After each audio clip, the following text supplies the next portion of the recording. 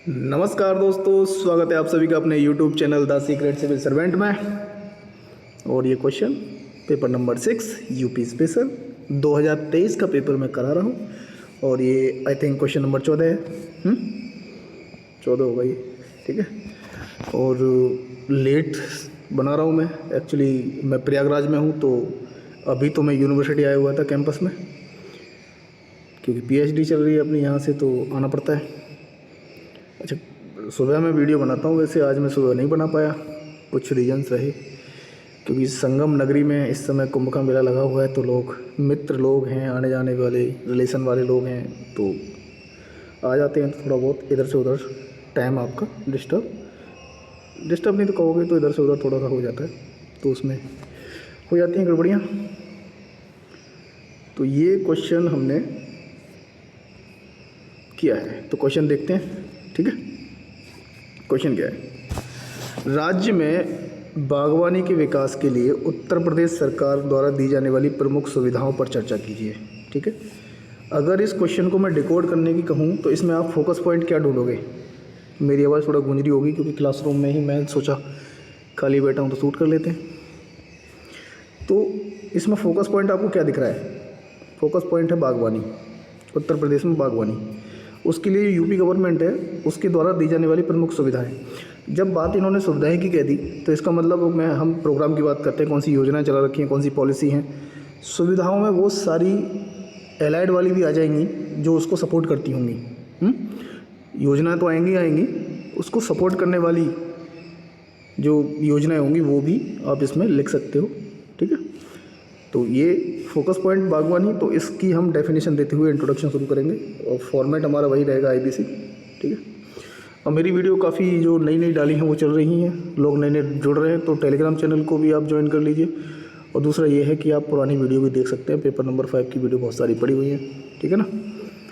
तो IBC format में start करेंगे। इंट्रोडक्शन क्या है? बागवानी उच्च मूल्यों वाले, गहन रूप से उगाए जाने वाले और खाद्य सजावटी पौधों के विकास, टिकाऊ उत्पादन, विपणन और उपयोग की विज्ञान और कला है, ठीक है। इस डेफिनेशन से आपको समझ में आ रहा होगा कि बागवानी का मतलब सिर्फ ये नहीं है कि उनको उगा लेना, विकास तो है ही, उनका टिकाऊ उत्पादन भी करना है, मतलब सतत उत्पादन, सस्टेनेबल प्रोडक्शन, विपणन भी करना है उनका, और उपयोग करना है। इन सब की जो विज्ञान है और जो कला है, या कह सकते हो कि उद्योग प्रबंधन की एक कला, यही बागवानी, ठीक है। तो ये इंट्रोडक्शन हो गया। अब हम वही कनेक्टिंग कुछ शब्दों के साथ चलते हैं, और बॉडी पार्ट पे जाने से पहले, तो उत्तर प्रदेश कुल बागवानी का 12.6% उत्पादित करता है। मतलब भारत में जितनी बागवानी होती है उसका 12.6% तो यूपी ही उत्पन्न करता है, ठीक है। और जो बागवानी है उसमें कौन कौन सी चीज़ें आती हैं, जिनमें मसाले हैं, मशरूम है, फल सब्जी, औषधीय पौधे, मधुमक्खी पालन, ये सब बागवानी में आपका शामिल होता है, ठीक है। चलिए आगे बढ़ते हैं। और ये एक हमने सुंदर सा बना दिया मैप यूपी का। आपको मालूम है कि वेस्टर्न यूपी में हरित क्रांति हुई थी, उससे पहले हम एक क्वेश्चन किए थे, तो उसमें भी बनाए थे हमने, हरित क्रांति प्रदेश डाला था, जो भूजल की कमी वाला क्वेश्चन होगा, आपको याद आ रहा होगा। तो वही मैप हमने देखा, तो उसके हिसाब से देखो कि कौन सी फसल, कहाँ सब्जियाँ फल फ्रूट ज़्यादा होते हैं। तो आप देखोगे आम, मलिहाबादी आम सुना है, लखनऊ का कौन सा आम है, अलग अलग है। अमरूद, केला, मिर्च, मसाले इधर समतल मैदानों में। आपको फूलों की खेती इधर मिल जाएगी आपको अपने वेस्टर्न यूपी के सहारनपुर वाले एरिया में, है ना। आलू आपको ज़्यादातर आगरा वाले इलाकों में बहुत होता हुआ मिलेगा, अपनी तरफ भी बहुत होता है, हाथरस अलीगढ़ वाला, ये बुलंदशहर वाला एरिया है जो। तो आलू, प्याज, और जो पहाड़ी एरिया जाएंगे उधर ऊपर तो चेरी है, अखरोट है, स्ट्रॉबेरी है। तो ये हमने यहाँ मैप में दर्शा दिया एक, ठीक है ना। सिंबॉलिक चीज़ें होती है ना कुछ दर्शाने के लिए, तो मैप में दिखा दिया कि यूपी में बागवानी फसलें।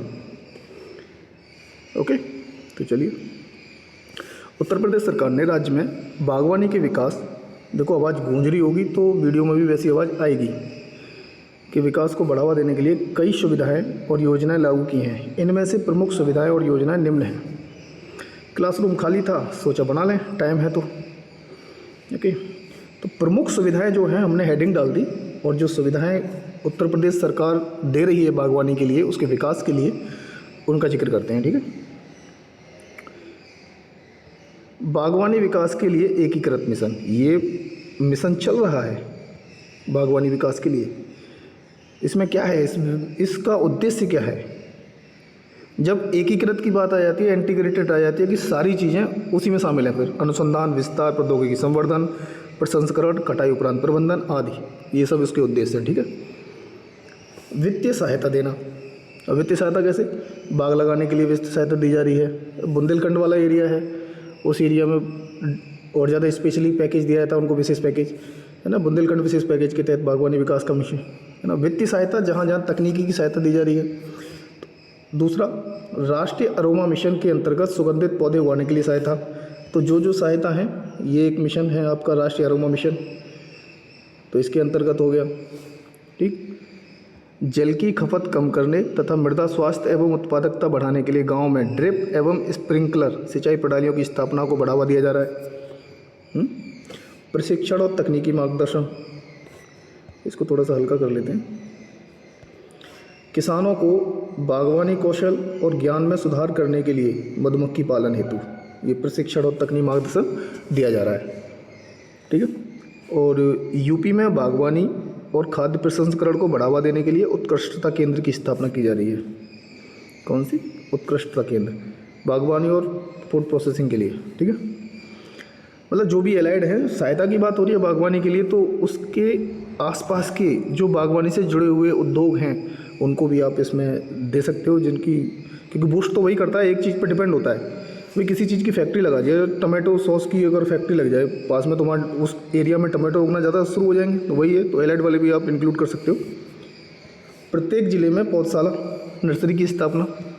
यूपी में सड़कों के किनारे 800 किलोमीटर के क्षेत्र में, लगभग 800 किलोमीटर के क्षेत्र में हर्बल बगीचे की पेटी विकसित की जा रही है। महुआ क्षेत्र में पान के पत्तों का उत्पादन पर जोर दिया जा रहा है। और 1 डिस्ट्रिक्ट 1 प्रोडक्ट के तहत आपको पता ही है कि 1 डिस्ट्रिक्ट 1 प्रोडक्ट के तहत तो जो बागवानी की जहाँ की जगह हो उनका तुम नाम जिक्र ले सकते हो।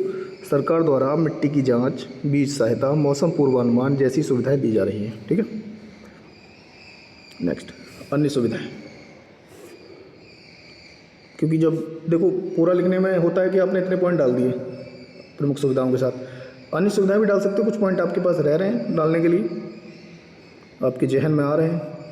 बाजार संपर्क और विपणन सुविधाएं। ऊपर जैसे हमने इंट्रोडक्शन में कहा था कि विपणन भी बागवानी का हिस्सा होता है, तो बाजार संपर्क और विपणन सुविधाएं, जैसे इनाम प्लेटफॉर्म सुने होंगे आप, है ना। किसानों को अपनी उपज को बेचना हो तो इनाम प्लेटफॉर्म पे जाओ ऑनलाइन। राज्य में कोल्ड स्टोरेज की सुविधाओं का विकास करना, है ना। हाट बाजार, उनका विकास किया जा रहा है। विशेषीकृत क्षेत्र विकास। अब जैसे मैप में हमने दर्शाया था कि आलू आगरा वाले इलाका में काफ़ी होता है, तो विशेषीकृत क्षेत्र विकास जैसे आम, आलू जैसे प्रमुख जो बागवानी है उनके लिए क्लस्टर आधारित विकास किया जा रहा है। ठीक है। गुणवत्ता का प्रमाणन प्रदान करना। अब इससे क्या होगा, निर्यात ऑथेंटिक हो जाता है। कोई चीज़ तुम खरीदते हो तो फसाई के द्वारा जो दिया जाता है ना, कि फसाई द्वारा ही ये प्रमाणित है, तो यही गुणवत्ता का प्रमाण प्रदान करना। खाद्य प्रसंस्करण पार्कों की स्थापना। तो ये सब आपने देखे कि इतनी सारी सुविधाओं का हमने जिक्र कर लिया है जो बागवानी को बूस्ट करने के लिए, उसके विकास के लिए उत्तर प्रदेश सरकार द्वारा सुविधाएं उपलब्ध कराई जा रही है। निष्कर्ष में हमने प्रॉपर नहीं लिखा, ऐसे लिखना भी नहीं होता है जैसे ये मैंने डाला। इनका इस्तेमाल करके आप इन पॉइंटों का, इनमें से 2-3 पॉइंटों का इस्तेमाल करके आप निष्कर्ष डाल सकते हो। क्योंकि बागवानी मिशन होगा तो बागवानी के लिए क्या है, आप किसान उगाएंगे, किसानों की इनकम डबल होगी, टारगेट भी रहा है फार्मर डबल इनकम, है ना। और पोषण में सुधार होगा, इससे रोजगार जनरेट तो होगा ही होगा, और उत्तर प्रदेश की इकोनॉमी बूस्ट करेगी, जिसका जिक्र हम पिछले क्वेश्चनों में भी कर रखे हैं, है ना। $1 ट्रिलियन 2027-28 तक जो टारगेट है हमारा उसका। और जो उत्तर प्रदेश का जो बागवानी मिशन है उसको चलाने के लिए कोई एक नोडल एजेंसी है, तो वो नोडल एजेंसी कौन सी है, आपकी department of horticulture and food processing. इसका जिक्र तुम कहीं भी कर सकते हो, स्टार्टिंग में कर सकते हो या फिर आप निष्कर्ष में भी डाल सकते हो, है ना। तो इस तरीके से ये क्वेश्चन कंप्लीट हो जाता है।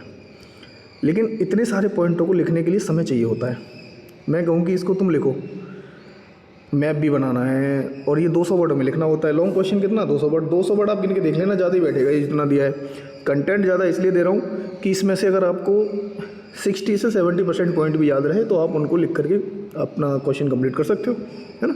तो ज़्यादा से ज़्यादा पॉइंट हमारे दिमाग में रहेंगे एक क्वेश्चन से संबंधित, उससे आएगा तो 7-8 पॉइंट भी हमको याद रहे तो कंप्लीट है क्वेश्चन। क्योंकि लिख के देख लेना आपको पता चल जाएगा। आप लिख के देखो कि पेन पेंसिल रख करके और रख लेना घड़ी सामने, और टाइमर लगा करके करना क्वेश्चन। कितना समय लगेगा आपको, सोचने का समय नहीं होता बिल्कुल भी। तो जब सोचने का समय नहीं होता तब कैसे करते हो। इंट्रोडक्शन में डालोगे बागवानी का मिशन डाल दिया 12.6%, और छोटे किसान संलग्न है इसमें लगभग 92%, ठीक है। मैप बना दोगे तुरंत। प्रमुख सुविधाएं जब डालोगे तो आप इस तरीके से भी जो मेन हेडिंग थी उनका जिक्र कर सकते हो और निकल सकते हो। बागवानी विकास के लिए एकीकृत मिशन, तकनीकी सहायता प्रशिक्षण, पॉली हाउस, हाइड्रोपोनिक्स, है ना, कस्टम हायरिंग सेंटर की स्थापना, राष्ट्रीय बागवानी मिशन के तहत अनुदान दिया जाना, माइक्रो इरीगेशन योजना जिनमें ड्रिप और स्प्रिंकलर प्रणाली की सब्सिडी के लिए सब्सिडी दी जा रही है, पौधशाला की स्थापना प्रत्येक जिले में, पीएम फसल बीमा योजना के तहत फसल बीमा की सुविधा, ठीक है। ये सब पॉइंट डाले। अन्य सुविधाओं में राष्ट्रीय अरोमा मिशन, हर्बल बगीचे की पेटी का विकास, ई नाम प्लेटफॉर्म, हॉट बाजार, कोल्ड स्टोरेज की सुविधा। अब ये इसमें से एक भी पॉइंट को हमने मतलब एक्सप्लेन नहीं किया सही से। जैसे अब यहाँ देखोगे आप, जहाँ हम लिख रहे थे तो एक्सप्लेन तो यहाँ भी नहीं किया। यहाँ थोड़ा सा लिखने का ऐसा है कि यूपी में सड़कों के किनारे 800 किलोमीटर के क्षेत्र में हर्बल बगीचे की पेटी विकसित की जा रही है। और यहाँ हमने क्या लिखा सीधा, ये देखो, ये हर्बल बगीचे की पेटी का विकास लगभग 800 किलोमीटर। तो जब हमारे पास समय कम होता है, शब्द की सीमा लिमिटेड होती है, तो इस तरीके से भी क्वेश्चनों को पूरा किया जा सकता है उसी समय में, ठीक है ना। फिर कंक्लूड कर देना है जो ऊपर पॉइंट बताए 2-4 डाल करके। तो ये भी एक तरीका ही है, और तरीका यही काम आता है एंड में, जब या तो बहुत प्रैक्टिस कर लो, जब तुम्हारे दिमाग में कंटेंट कट टू कट होता है एकदम सीधा, लिखने बैठते हो तो सोचने की ज़रूरत नहीं होती, सीधा पहले से ही आपके दिमाग में माइंड मैप बना हुआ है तो आप लिख लेते हो। वरना सोच के तो आंसर नहीं कंप्लीट होते इतनी आसानी से, है ना। तो इसलिए इतने बेहतर तरीके से इन क्वेश्चनों के आंसर को प्रस्तुत किया जा रहा है आपके सामने कि इनका अगर आपको 60 से 70% भी याद रहा तो भी काम बन जाएगा, है ना। चलिए, thank you so much, bye bye. Upload कर दूंगा इसको अगर वाईफाई मिल गया मुझे यहाँ तो, है ना। ठीक है, ओके।